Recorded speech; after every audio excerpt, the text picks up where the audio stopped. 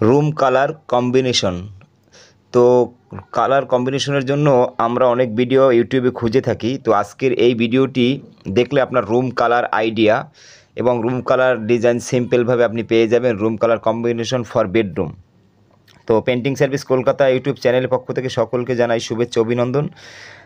আপনারা ভিডিওটি দেখতে থাকুন এবং বিষয়টা হচ্ছে আজকের এই ভিডিওটি দেখলে আপনার কালার কম্বিনেশন নিয়ে একটা মোটামুটি অনেক একটা আইডিয়া হবে। কারণ কালার কম্বিনেশন করা খুবই একটা কঠিন এবং জটিল কাজ। অনেক সময় ক্লায়েন্ট বা পার্টি দেখা যায় অনেক কালার পছন্দ করে, কিন্তু করার পরে সে আবার রিপেইন্ট করতে হয়, মানে তারপরে দেওয়ালে যখন কালারটা অ্যাপ্লাই করার পরে আর ভালো লাগে না। কারণ 1 ইঞ্চিতে যে কালারটা দেখা হয় সেটা পুরো দেওয়ালে যখন হয় তখন একটা অন্য রকমের রূপ নিয়ে নেয়, আসল রূপ যেটা, তখন অনেক সময় ভালো লাগে না, পরবর্তীতে কালার আবার চেঞ্জ করতে হয়। সেজন্য অবশ্যই কালার করার আগে বা পেইন্ট করার আগে দেওয়ালের যে কম্বিনেশন করবেন বা যে কালারই করুন না কেন সেটা অবশ্যই ভালোভাবে বুঝে শুনে তারপরে সিলেক্ট করুন, যাতে আপনার পরবর্তীতে আর সমস্যা না হয় এবং খারাপ না লাগে।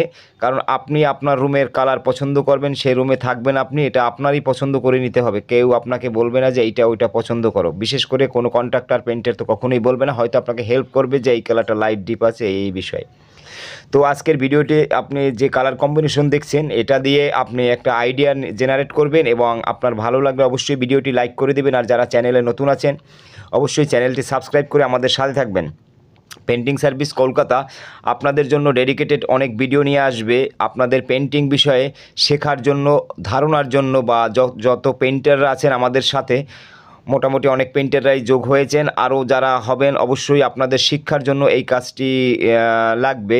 যেটা হচ্ছে আপনারা কালার কম্বিনেশনের সময় শুধু একটা জিনিসই ফোকাস করবেন, সেটা হচ্ছে লাইট আর ডিপ। পার্টিকে অবশ্যই এটা বলবেন যে ডিপ কালারের সুবিধা অসুবিধা কী এবং লাইট কালারের সুবিধা বা অসুবিধা কী। লাইট কালার করলে আপনার ঘরে আলো অল্প আলোর মধ্যেই আলোকিত হয়ে যাবে, এটা একটা সহজ উপায় এবং সোজা কথা যেটা সবাই বুঝি। আর যদি ডিপ কালার করেন, আপনি যতটাই লাইট দেওয়ালে করেন না কেন সেটা কিন্তু ঘর আলোকিত করবে না ওইভাবে। তো এই জন্য সিলেক্ট করার সময় অবশ্যই আপনি লাইট কালারের দিকে অবশ্যই সিলেক্ট করবেন। আর যে কোনো কালার আপনি নিতে পারবেন, সেখান থেকে শেড জাস্ট চেঞ্জ করে লাইটের দিকে যাবেন। আপনার কালার যেটা ইচ্ছা সেটা নিতে পারেন, কালার সবসময় সেম থাকে।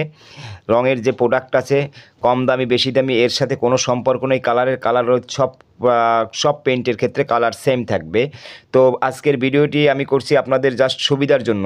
তো ইউটিউবে অনেক ধরনের ভিডিও রয়েছে, তো এখানে কিন্তু অনেকগুলো ফ্ল্যাটের বা অনেকগুলো রুমের কম্বিনেশন দেখানো হয়েছে, বিভিন্ন কোম্পানির কালার কম্বিনেশন দেখানো হয়েছে। আপনি এখান থেকে যে কোনো কালারটা আপনি যদি চয়েস করেন সেটাও আপনি পাবেন, বা এখান থেকে আপনি একটা আইডিয়া করে বা আপনার একটা ধারণা করে একটা কালার আপনি নিজেও সিলেক্ট করতে পারবেন। আর বিশেষ করে যখন আপনার পেন্টিং কন্ট্রাক্টর বা পেন্টার থাকবে, সে অবশ্যই আপনাকে হেল্প করবে কালার সিলেকশনের জন্য। সেটা শেড কার্ড দিয়ে হতে পারে, শেড বুক দিয়ে হতে পারে, বা কালার অ্যাপ থেকে হতে পারে, মোবাইলের মাধ্যমে, যে কোনোটা।